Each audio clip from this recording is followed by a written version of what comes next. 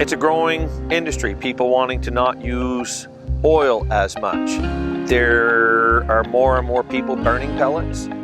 It started out being only a day or two a week, and seems like in the summertime it's a full-time job. The Vermont wood pellet is a premium pellet. It burns very well, low ash, a lot of heat.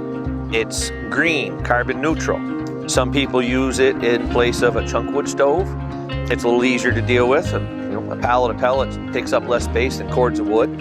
There's houses that are converting from an old oil unit that's reached end of life, and they've decided to move on to a pellet system because it's affordable, and they can say, well, I don't have to have the oil tank anymore. They know who you are, who your wife is, your children, what's going on in your world. We kind of know what's going on with everybody else's world too. It's taking care of the people that are buying from us.